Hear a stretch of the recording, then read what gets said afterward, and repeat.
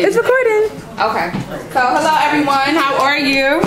Please say something. Good. Okay. Good. I'm wonderful. Okay, thank you. So, my name is Mya Douglas, and I am a native of Philadelphia. I'm from North Philadelphia, which to me is like the best section of Philadelphia in the whole wide world. But I'm here today to speak to you about building your empire with words, right? So, some of you did the activity. Well, all of you should have done it. How many of you have heard of what a vision board is? Yeah. What is a vision board? It's like you planning your future. It's like if you want a car, you want to put up a car on a vision board and you want to try to get it. What makes a vision board unique though? Because it's like things that you want. Right. So, but what I really wanted you to say is that you have a choice. So he mentioned like you have a car, you put the car that you want on the vision board, and you have a choice of the car that you want. But it's so much deeper than that. Now, vision boards are not just for girls. I know my publisher, I know a lot of men, grown men, who actually take the time every year to create the things that they want in their lives. So I'm just going to tell you a little bit about how I believe you can build your empire with your words. And what I mean by that is I'm a woman who is currently today building her empire with her words. I'm an 8-time author. I just finished, how many of you watch Love and Hip Hop on Live? Yeah. Okay. So I just finished a book with Nico London from Love and Hip Hop Atlanta. You should not know who he is, but okay, you do. Okay. So what I want you guys to understand is that when I was a kid growing up in North Philly, my mother named me after Maya Angelou. I had no idea I would be this prolific writer. I was going to school for pre-med, and I thought that that was a safe career because I was told growing up that having a career in the arts meant you wanted to be a starving artist, right? You've heard of that term, starving artist. Like, so if you're an artist, you're a musician, you're a writer, you're not going to make any money. So I was struggling at Temple, majoring in chemistry and journalism. And then I got a C, and I got a wake-up call. You can't have C's in medical school. So I decided that I needed to really figure out what I wanted to do. And I took a whole bunch of journalism courses. I wanted to be, you heard of Essence Magazine? So I wanted to be the top editor at Essence Magazine. That was the dream. And then I took a year off, and I got to Arcadia University, which is right on the main line. It used to be called Beaver. And I studied creative writing. And I took a children's writing class, and it changed my life. And I decided that I wanted to do something different. When I was growing up, I had a chance to see my face in books.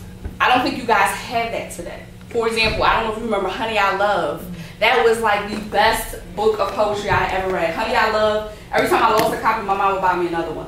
If you don't know it, I suggest you look it up. It's by Eloise Greenfield. It's been around for like 40 years. And it's only, I want to say, like 40 pages, but it's a bunch of poetry, and it changed my life. And it made me realize that if this woman can make me feel proud to be black at such a young age, I could do the same thing for kids. So I took this writing for children's class, and I decided that I wanted to create characters where you could read a book and you could see yourself inside the pages. So you all, are you fans of Harry Potter? No. You said no. Me. Why aren't you a fan of Harry Potter? I just don't read them. Okay, anybody else? Why? Because it's hard. Okay, what about you? I mean, I'm a fan, but I just don't understand it. It's like, because it's like a lot to understand. Yeah, they were pretty good books. It's boring? It's boring. Okay. Well, I would say for me, I'm not a fan because I don't see me. I don't see reality. You grow up in the streets of Philadelphia, and I don't think every book has to be like a street book, because I know a lot of people who write street literature, which is the literature of, you know, like Terry Woods. You may not have heard of Terry Woods, but Nikki Turner. These are people who were New York Times bestselling authors, and they would write about the street life, but they lived it. Like Terry Woods really lived that life. So I didn't feel like it was necessary to mimic. Some people complain about Empire, right? Because it mimics what we already are trying to get away from. So I didn't feel like it was necessary to emulate that in my own books. So the first children's book I wrote was called A Song for Jordan, and it's young adult. So it's for your, I don't want to say children, it's for your age group. So I write young adult literature, which is for teens that are 12 to, you could say, like 19. And the book was about a young lady named Jordan who was biracial, and her father, she had never met her black father because her grandparents were white, had paid him to go away. But she was a musician, and she decided to use her gift of music to find her father. Those are the kids I grew up with. Kids that didn't know that their fathers even existed. kids who didn't grow up in a two-parent household. That was what I wanted to see and what I wanted to show people. Now, I don't think you need to read a book and get depressed, but I also don't think that children of color should not see themselves.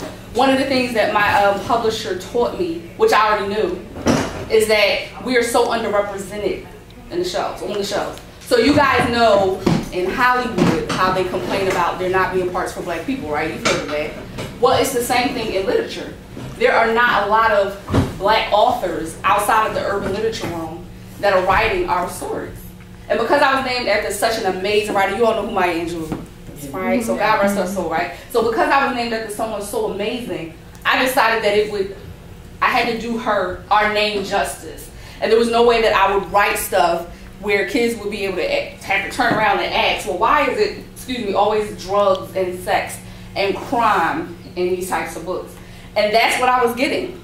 So I made a huge sacrifice. The last publisher I was with, and this goes back to me building my empire with words. What do you think I mean by empire? Not the show. An empire is basically your life, the foundation that you want to build for a better life for yourself. Absolutely. So Lee Daniels, for instance, who is the creator of Empire, he left and went to Los Angeles at a really young age. He was on drugs. He went through a lot of stuff. And he left and went to LA at a young age. And he's literally built his empire with a pen. And I believe that everybody can do that. I believe if you have a piece of paper and you have a pen, you can write out what you want. You can write the things that you desire to see. I wish I would have bought my vision board. It's actually in my trunk. But it's kind of messy. But I wish you guys would have seen, like, I could show you some of the things that I wrote down. So I never thought, but let me just tell you how, and I do speak about, God. I'm not necessarily teaching religion, but that's just me. I am a devout Christian, and that's just how I feel, that's just me. So I never would have thought that I could write certain things and it happened, and then God would open up other doors. So for instance, I taught in Korea in 2013. I never would have thought this little black girl from North Philadelphia, who had never even been taught anything about South Korea, and could go over to another country and look like this with kids who all don't look like me, and then teach them English. And it was amazing because here I was getting an opportunity to step outside of my comfort zone. So how many of you want to travel? Okay, how many of you have been outside of the city? Only a shot. Oh, good. Okay, where have you been? Oh, good girl. You are. Where have you been? You said outside of the city or the country? City. Both. Well, That's in Canada. Oh, good. Where have you been? Okay. I'm just kidding. Oh, Colombia. Okay. The Dominican Republic. Okay. So you guys are already like 12 steps ahead of some of your peers, because I'm 32 even though I look 16. I still have, none of y'all thought I was 32, I promise you. I still have friends who have never been off their block. That's sad to me. That is very sad to me. That someone didn't introduce them to things. I know people who think when they cross the bridge to go to Camden, they're still in Philly. That's sad. Please know that when you cross that bridge to go to Cherry Hill or Camden, you are in New Jersey. That's another state. Just because it took you 10 minutes to get there doesn't mean anything. But that's the reality of what you grow up around. So today, I'm not saying that I'm like this great person, although I have to say it every day to believe I am. But you have an opportunity that most people didn't get. You don't know how many schools did not respond to me coming to speak. And you have a teacher who cares enough about you that wrote on my Facebook page and said, girl, let's do it. I would love for you to come speak. But I have hit up so many schools. I hit up Girls High, I hit up my own alma mater, and have been getting a runaround for a year. And here you have someone who really is passionate about seeing you guys change your lives and be all that you can be. You have an opportunity at 14. I didn't get this at 14. I had life teach me a lot of what I know. And I had people in my church and my mom, but I didn't have like people who would come and speak to us in schools until we got to Girls High when we had career day. And that was like the cornerstone of what started making me think about my career. And I was like, okay, what do I want to do? So what I really want you guys to leave with today is to understand that it starts now. I don't believe you should wait till you get to 12th grade. I don't believe you wait until you get to college to start to say, all right, this is what I want to do. You got to start now. You have to start where you are, and you can't rely on your parents or your teachers, because when they're not around, you still have your pen and your paper, and you need to be able to say, okay, this is what I want. This is the vision that I want for my life. Now, obviously, we know you can't write out your life word for word, because, you know, they always say if you want to make God laugh, make plans, because your plans will get changed. But the purpose is to have some kind of goal. So how many of you have goals? Okay, let me hear them. To make a lot of money in the end. What does that mean? Like, when I say make a lot of money, I just mean like the legal way, the clean way, and just be able to like have something to fall back on. But how would you make a lot of money? Do you see how bad that sounds? How would you make a lot of money? What's one thing that you can do to make money legally? Clothes. Design. Design? So you're fashion designer? Not a fashion designer, I want to. Oh, okay. Do you draw? Yeah. Okay, good, good. Who else raised their hand? Did you raise your hand? Oh, what's your goal? I said it'd be a box. Oh, I used to box. Really? That's really nice. My nephew currently boxes with Ivan Mighty Mouse Robinson. He's a heavyweight champion. If you've never heard of him, you should look him up. And he currently trains with him. I used to train with a licensed boxer. I want to hear from somebody I didn't hear from yet. I want to be a lawyer. Okay, lawyer. I thought about that too. I wanted to be a lawyer. We got a lot of lawyers. I just want to be successful. What does that mean? You have successful drug dealers and strippers. What does that mean? Whoa. I'm being real. I have like different things that I want to do. I'm not really sure exactly what I want to do. What is your, okay, one of the other things I want you guys to take a look at is your gifts. Does anybody know what I mean when I say what are your gifts? Yes. Talents. Yes, and what is that? I'm going to tell you there's a difference between talents and gifts. I think talent is what you think you have, and a gift is what you were born with, is a passion that you were already born with. Right. I'm sorry? I did. That's it. Did anybody else have something? That's it? So who else said They all wrote it on their papers. I don't know why they acted all shocked. Okay. They had a chance to That's what I thought. I thought I asked questions. Go ahead. I want to be a mechanical engineer. That's interesting. Go Okay. ahead. I know one now. Oh, you didn't say what you want to be. No, I did. I said I wanted to be a lawyer. Right, you said lawyer. But I want to just be, you said what do I want, my goals. Well, I wanted to further that. When I want to be a lawyer, I want to try to be grounded in my profession. I don't want to be those type of lawyers that don't love what they do and just do it for a paycheck. Oh, yeah, I know a lot Yes, of girl. I want to be grounded in my profession. I want to be stable in what I do and like what I do. You want to be a criminal attorney? I'm gonna say this. If somebody's talking, I'm gonna ask them to leave. I'm just that real. I don't appreciate it. I'm taking my time. Criminal, but I was thinking about criminal because I watch a lot of criminal shows. But I was gonna be kind of a family one because I see that kind of speciality needs a little bit of help. Oh yeah, it does. Like a divorce, or you mean like? No, I'm talking about like children, Okay. families like those. Okay, so does anybody want to read what they wrote? Like straight through? Does anybody remember the questions I had? I didn't get it. You keep raising your hand. What about you? Why are you so quiet? Come on, Carlos. That's what you want, Carlos? No. No. Oh, you want Christmas speech? What you been doing? Why'd you say bento? Oh, you doing that, Dante? Yes. Go ahead, Sean. Go, Sean. I'm gonna go. You can just read one if you want. You don't have to read all of it. One major in computer engineering. Okay.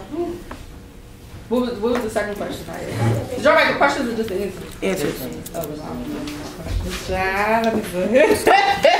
I remember. I think the first one was what are three of your passions? Oh, right. What are your passions? That's Shani, right. I need you to sit right so I can see your face. She gave the perfect definition of what the difference is between talents and gifts. I know a lot of talented people, but everybody's gifted. Everybody has gifts, but what I mean by that is everybody doesn't really know how to, work with their gifts, use what they were given and they were blessed with to, open doors for themselves. So, what's my okay. That's the wrong time? Second time.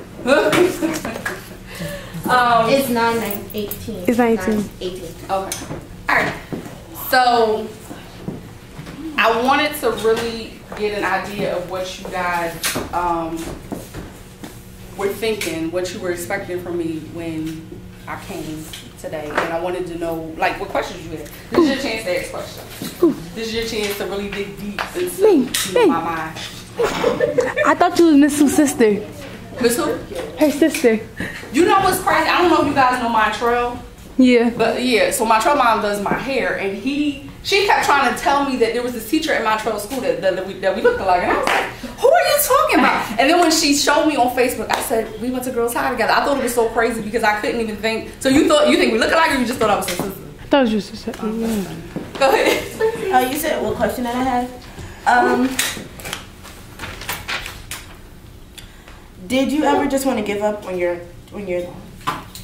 profession? On life. Period. You know what? I can't like have you ask a question like that and me not be transparent. Like, I don't know anybody who went to Girls High or Temple or college who didn't experience some form of just depression. It's hard. Like, there was so much pressure at Girls High to be like straight A students and to make sure you were going to college, and we literally, and I'm not trying to scare you guys, but one of the girls I graduated with literally committed suicide last month. I don't know if you remember Natasha Blackman. And it was crazy to see it because she lost her mom when we were in 9th grade. You were 2 years ahead of me, but she lost her mom when we were in 9th grade. And we always saw the darkness. She would just be so angry, like, I hate God, and she would just say crazy things. So when I saw on Facebook that she had literally committed suicide, here we are years later, talking about 16 years later, and you know, she's gone. And unfortunately, the pressure of life got to her. And she never kind of found her groove or her grounding after her mother passed. And that was something that happened at 14. And here we are at 32, and she still spent all those years that, you know, she just couldn't find her place again. Sadly, what I thought was even more sad, just like Prince died alone, is that she died alone. And that we were on Facebook searching for a family member. And that's sad. So when you ask me, do I ever want to give up on my profession? Absolutely. It's things in life that cause you to want to give up. You know, it took me 8 books to get to a New York publisher. You know, it took me 8 books of 60,000 words or more before I got to a New York publisher. I got rejected from New York agents and publishers. I want to say over 100 rejections. And then back in February of this year, I took a leap of faith. I left my job and I moved to LA.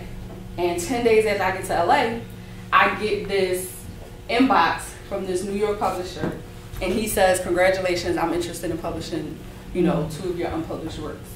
And I had just released 5 books in 7 months. Don't ask me how I did it. I had just released 5 books in 7 months. And so I was scared because I thought that I was going to miss the opportunity because I didn't have any unpublished works.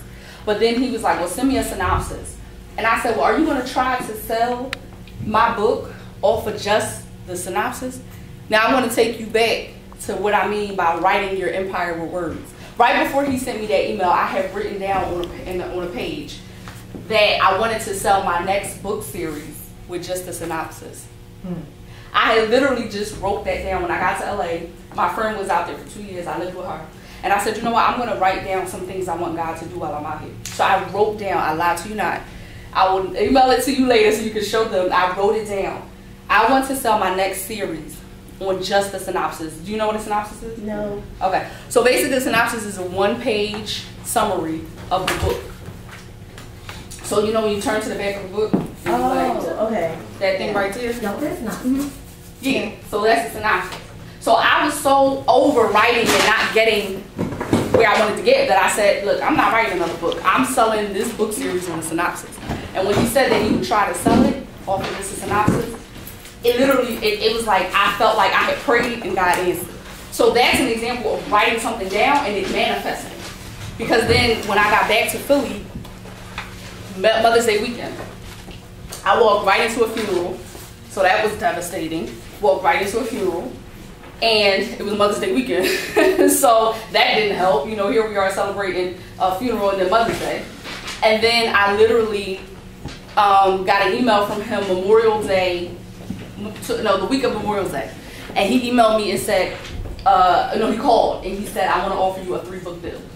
Now this was something I had been praying about, working hard towards, you know, after 8 books, you would think that I was ready to throw in the towel. Now, this was the first time with my last 5 books, this was the first time in life that I was able to make a living off my writing. So I literally, from March to now, have been able to live off of my writing. But prior to that, with my first 3 books, I hadn't been able to do so. So the doors were opening, but I still felt like things weren't moving fast enough. But just imagine if I'd have gave up at book 6 or book 4. I would not be signed to the publisher I'm with now. And you know the crazy thing about it is why he signed me. Why do you guys think he signed me? Sorry. Okay. I think I accidentally Call entered. somebody? I don't know. Oh, I think if you could take a picture, that's what you Take persistence, pictures. what else? Go take pictures. Your dedication? The student. Okay. Except for Rakaya. What else? Well, no, I'm it's actually recording, different. What else? Why do you guys remember when I said that I didn't want to keep writing books that were like street books or drug books? Well, that's why he signed me, because I stuck to my guns. He didn't want to create another book that was about sex, drugs, and, you know, crime. He wanted someone like the girl years ago. He lost his chance to be a football athlete, but he jumped over a girl and prevented her from getting shot in Baltimore. He's an amazing guy. The one that just called me, so that'd be great if he could come speak. I'll convince him. But he wanted something different, and he was like looking for a breath of fresh air. And the urban literature world is oversaturated. And so he wanted to see something different, and that's why he signed me. So now today, I'm going to tell you guys a secret, but you can't tell anybody. I know, I'm like really serious. I will come back for you. So the next book that I'm working on, I'm actually say sort of kind of in history. I was supposed to have 3 books come out on the same day in April. My book, The Clover Chronicles, which is a series about a teen girl with lupus. And I think lupus is a very hidden disease. You know, people talk about cancer a lot, but I lost out to lupus, and there's kids and young adults dying of lupus all the time. It affects a lot of Black people. And a lot of medications that are made, they are okay for other races, but sometimes they have adverse effects for people of color. So I wanted to write a story about a young girl with lupus. And this series, the first book is called Battling Berlin, and I describe it as Empire meets Seventh Heaven. How many of you remember Seventh Heaven? I think. Yeah. So it's kind of like, it has the faith-based thing, but it's also very gritty because the family is very wealthy. There's 4 siblings, and for me, it's something I worked on for 3 years, and I couldn't figure out for the life of me why I couldn't write this book. I got the book 3 years ago. The idea 3 years ago in Korea, and then I kept saying, what? Like, why can't I write it? When I got signed to my last publisher, I was thinking, oh my gosh, it's going to happen. But I realized that God was saving it for the bookshelves, because had I gave it to my last publisher, I would only be on Amazon. And this is why it's important also to listen to your instincts. Like, you have to listen. Had I given that book to my last publisher, it would only be 99 cents. But now, because I gave it to the right publisher, I wrote the book in literally 4 weeks, 70,000 words, 4 weeks, and it's going to be in Barnes & Noble, Target, and Walmart, because I waited for the right time. And I didn't, you know, rush the process. And so now I'm going to have that book. I'm going to have the book with Nico. And I'm working with, you guys watch Empire? Yep. So you know Yaz? Yeah. His mother. I'm working with his mother.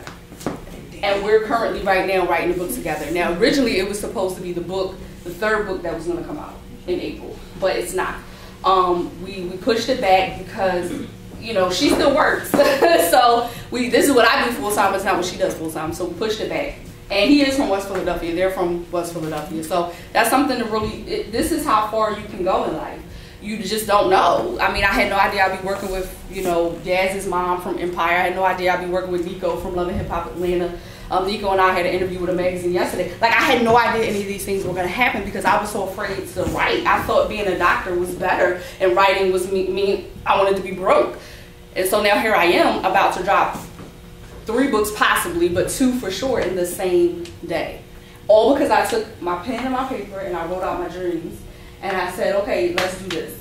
And I decided to follow my heart instead of following society's standards of being a lawyer, or not that it's wrong, but that's what we were taught at Girls High. We weren't taught about artistic careers. We were taught about medicine, law, computer engineering, all the things that, you know, they say is guaranteed. But I know lawyers who are not working. I know doctors who are so high in their insurance and their malpractice payments that they really aren't making any money.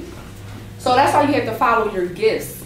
And I have a gift of writing, a gift of speaking, and a gift of creativity that has led me to where I am today. That's really kind of it, but I want you guys to ask questions. Like, take this time. Who was taking notes? I saw you. They also have their novels that they wrote. Oh, y'all wrote synopses. Yeah. It just so happened, before you even posted, we were talking about adolescence, and then they did their own, like, if you wrote a story about adolescence that's authentic, what would it be about? And so they all have synopses if anybody wants to be brave enough to share. I see y'all. What's your story? I want somebody who's Nasiha. You guys have good stories, and you have a published author here. It said Nasiha. Oh. My title of my book is called Sweet 16, Not So Sweet. And it's about a girl named Amanda Thompson. It's turning 16 today. Her birthday gets worse by every hour. Her family forgets her 16th birthday. Her only best friend trades on her and stops talking to her. She later on discovers her boyfriend's cheating on her at the mall that afternoon. She see how she deals with these predicaments. Okay, that was just synopsis. That's nice. Go ahead. My story is called Development of the Senses. It's Of the senses? Okay. It's about Clarence and Andrew Morris. He's 15 years old who deals with being a midget. Like, I don't know the proper term for that. So For people. it's being a midget in a public school where everyone is bigger than him. He tries to stay strong even though he has a drug-addicted mother. Life has become harder when he has discovered that he has a passion for playing football, but he's too short to play on the school's team.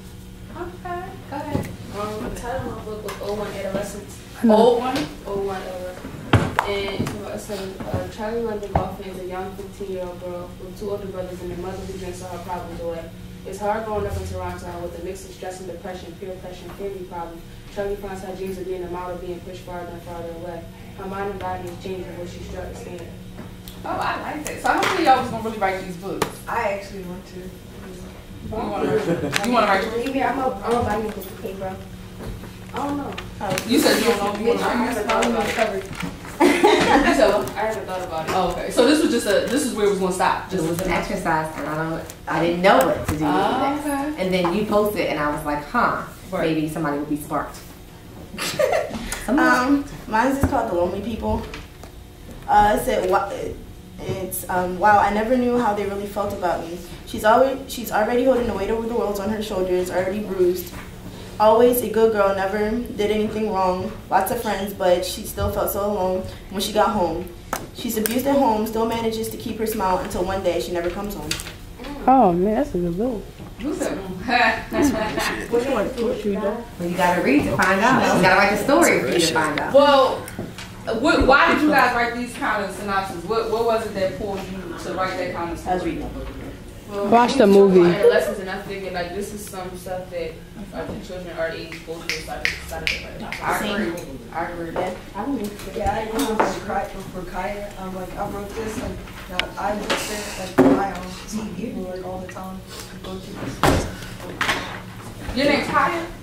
Mine's real Kaya. My name's Kaya. Your name's Kaya? So I have a book. My favorite character is called The Sacred Love that I wrote. It was the #1 bestseller on Amazon. And her name is Kaya. I promise you. Kaiya. And in Japanese, the spelling for that means forgiveness. And she was molested by her brother. She had to forgive her brother. That's why I Whoa. that name. But forgiveness. I mean, I love that name, and I chose that. How do you spell yours? Kaiya. Oh, yeah, that's what I figured. I chose that Japanese spelling because she was half Japanese and half black. But what I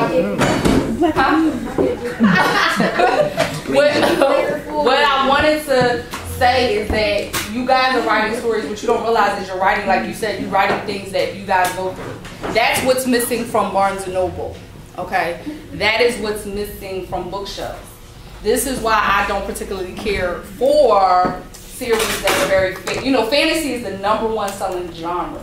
The #1. Twilight, Harry Potter, Divergent. Books to read. That's too long. Well, I don't know if it's the number of books that I have a problem with or the fact that it's just not real. Right, I can't read them late to some extent. And this is why your books are important. Now, I don't know if your teacher will have me come back, but I would love to help you guys develop these stories. And who knows, you might get a New York publisher who wants to publish your book. You just never know. Right. Can you read one of my books? Yes. Well, the only book that I have today, I actually have a gift for someone. This is called Success Attraction Notes and Quotes. Stacia Pierce. Dr. Stacia Pierce is one of the #1 success coaches in the world, really. But she used to be a pastor, well, really a speaker. Her and her husband ran a church, and you know, she came to my church here in Philly. I love this book, but I actually never really finished it because a lot of what she was saying I had already kind of knew. So, like for example, success note number 6 says, frame your future with pictures and words. We were just talking about that. So I thought it was pretty cool. I said, did I write it? I did write on like the first page. But so I just got y'all started. I helped you out. I did bring, I'm not trying to get in trouble, but I did bring my first book. Unfortunately, I said there's a strip on the front. So listen, I wanted to be very clear. I don't write urban literature, but the reason why this book was important was because she is an example of a lot of the teen girls I knew. She was a teen and a virgin, but because she was a stripper and she went to a church, they turned her away. And that's unfortunately what happens a lot in society. People are judged before they even get a chance to say their name. And I wrote the book not to be disgusted, but I wanted to show that here you are judging her just because she's a stripper, but she's a virgin. And she went to a church looking for help. And she's actually a virgin throughout the whole book. So it goes to show you that you can't look at somebody and assume that you know their life story. Now, I personally don't feel comfortable giving 14-year-olds this book, so I bought it for you. I bought it for you. But what I am going to do, though, is I'm going to come back and I'm going to bring books. I'll bring you the one with your name in it. Are you going to read it? I want to read that book. I'm being honest. I think you would really enjoy it. Mostly all of my characters in the books, there's no sex, there's nothing like that. This is the only book where you have that and it's not necessarily her. But yeah, it's called Concrete Stilettos. And I love that title because it just talks about how you just can't walk in my shoes. That's what it means, concrete stilettos. You can't walk in my shoes. So I'm going to sign it for you. But I want you guys to use the last few minutes we have to ask any questions that you want. I would love to come back on another Friday with some of my books and give them out super free. Nico and I's book and my own book will be available for pre-order in December. And Nico's excited. You know, he's telling all about Mimi and Stevie J. It's Wait. And I had to sit on the phone and listen to him tell all about this whole story and write. So, but it was fun. I mean, it was cool. He's out in LA. I'm here, so we had to work around each other's schedule. Really, he's a really humble guy. I don't believe everything you see on TV about these people because they only show you. Is it true? I went to the first Love Hip Hop Atlanta taping. They only show you 5 minutes of an 8-hour taping. How fair is that? You know what I mean? So it's not true. No, just like 3. No, I refuse. Go ahead. I refuse. Does Nika spell like KKO? I know. I don't know, but like. Oh, you know who it is. Yes, I am a ghostwriter. That's exactly right. Does anybody know what a ghostwriter is? Yes. Okay. So yes, that's what I did. I ghost broke for him. Come on, dumb hard. And I ghost broke for Yaz's mom. Well, we're ghostwriting. So you're a ghostwriter. He called me about the Nico project, and he said, I just have a project for you, and I think you'd be great at it. And that's kind of how it started. But I always dreamed of collaborating with people. Like, I would love to write Nas's story. I think Nas is one of the most, please some of y'all know who Nas is. Yes, I know who Nas is. Yeah, I think he's one of the most prolific hip hop artists of our time, and so I would love for him to be my next collaboration. Cassidy, you guys know Cassidy? Yeah. That's my able to get Teddy Riley. Do you know Teddy Riley? Yes, Nia Riley's dead. Yeah, okay, well that's how you know him. I know him as Blackstreet. Blackstreet. Yes, he is like a pioneer in the music business. He has so many Grammys. It's ridiculous. So we got, excuse me. One voice. we got Teddy Riley to do Nico's, and Cassidy is going to do mine. So yeah, Cassidy and I grew up together. He actually went to Central. We were at Girls High, and that's when he first got signed to Rough Riders. So my hope with Cassidy is that, you know, he'll allow us to do his book, but it's one step at a time. So I love collaborating. I think it brings out the best writer in me because I'm challenged. I have to go at their pace. I have to wait for them to get all the pieces together. So it's very challenging. And it was very challenging with Nico because he's a man. Excuse me. And men tend to not communicate very well. So I had to ask him 31 million questions in order to get him to just like be free. He was open and willing, but it was just challenging. So yeah. So any more questions? Tell me about your writing routine, because I'm trying to establish mine. Like, how do you carve out that time? So you have to write books? That's why I'm listening and learning from her, because I want to do what she's doing. You can't leave us.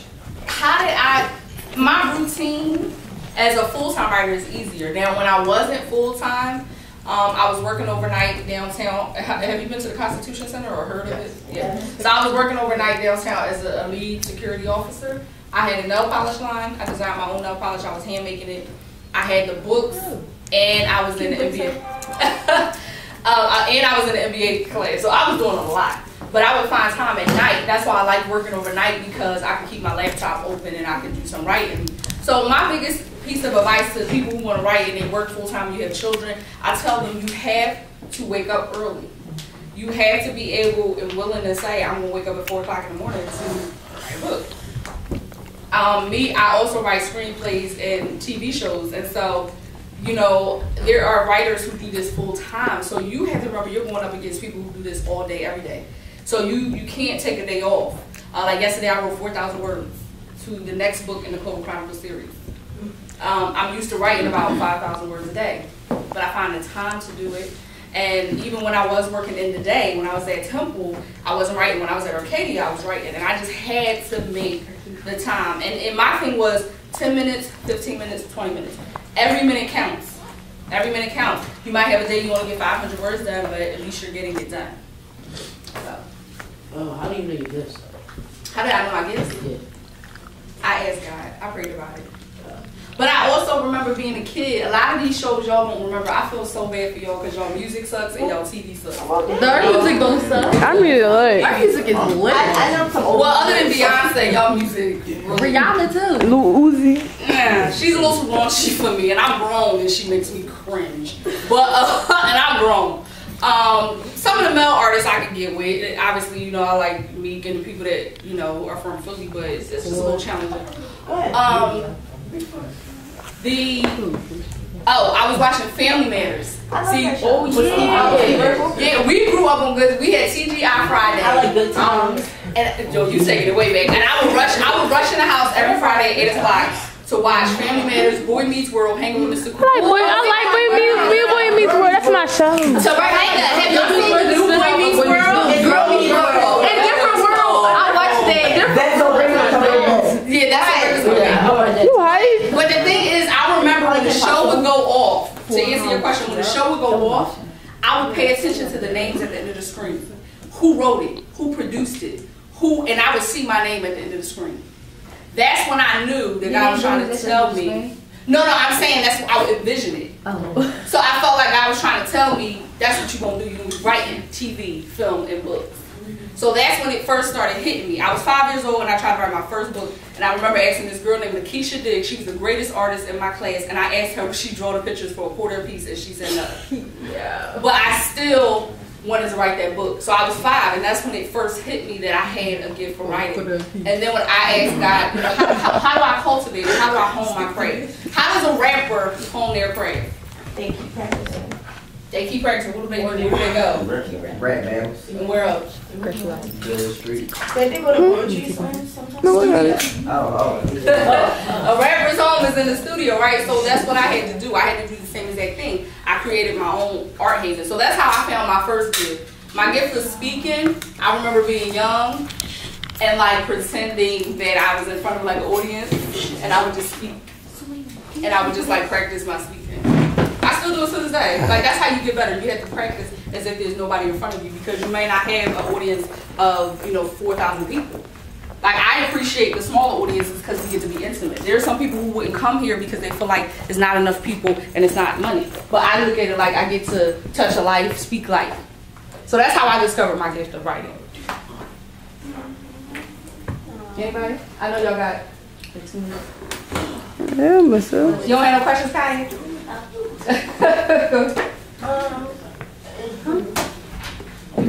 Come on, y'all. How you talking? Well, then you talk. You explain it. Girl, don't get how you like it. Was achieving your goals, so like the goals that you wanted to achieve, did you achieve all of them? No. I still have yet to do the collaboration with Nas that I would like to do. I have yet to be a New York Times bestseller, which is what I'm aiming for with the 2 books coming out in April. I definitely know Nico's book is going to be a bestseller off the bat. Like, we already got the Breakfast Club, so I know Wendy Williams is getting ready to call. Right, from a business perspective. Right, from a business. Not homies. She's talking about business. Go on the Ellen show. That's more. Oh yeah, Nico and I've never met face to face. I know. Go on the Ellen show. That's better. No one else going to go there. Well, it's not about like Ellen or Wendy. It's about who is going to bring exposure. So believe it or not, Wendy Williams, unfortunately, that's the kind of story she likes. She likes juicy, drama-filled stories. So unfortunately, that's just the way it goes. Yes, ma'am. What's the name of the book? A Sacred Love. A Sacred Love, yeah. But I'll bring it to you. I don't want you to buy it. You can tell everybody else to go buy it. Everybody else got to pay for it. Your pen name.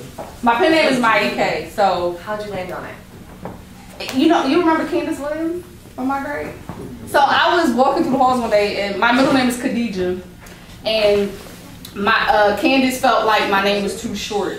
She was like, Maya's too short, because like her name was Candace and they called her like Candy, and then her best friend's name was Sadia and they called her like Dia. So she felt like my name was too short. So she started calling me Mya Kays. She graced me with the name. And at first I just did Mya Kays period. That's my first book speeches, would be Mya Kays period. But then I said I wanted to, make it a little longer, so just came up with Mya Kays because it was, I like it though. Like, people think that's my last name, but it's I just need you to know my last name for the checks. Get that name right on them checks, but yeah, you can't put Mya Kays on the check because then I can't cash it. But yeah, it just helped. So, and let me tell you another thing. Your dreams will take you places you never imagined. When I taught in Korea, I'm telling you, the first day, the kids were pointing at me and they were laughing, and I wanted to go home because I was like, oh my God, they are looking at me thinking this black woman is going to teach us. By the time I left, they were all crying. Every last, because I taught kindergarten through 6th grade. And every last one of those kids cried. They made me cry so bad. I was not ready to come back to the States at all. But unfortunately, your visa has an expiration date. And so you ain't trying to get caught out in nobody's country with, an expired visa. So you just never know. My first book signing was given to me by a celebrity. So do you guys remember the Steve Harvey show? Mm-hmm. Lavita, Alize Jenkins, Terry J. Vaughan? The one that plays Cedric's wife? Yeah, so she's my big sister. She gave me my first signing in Atlanta. Not like blood, I mean like mentor. Like a mentor. Like a mentor. When I moved to Atlanta, she gave me my first book signing. Actually, Tommy Ford, the one that just passed away from Martin, she introduced me to him. And I posted a picture on Facebook, the picture him and I took together.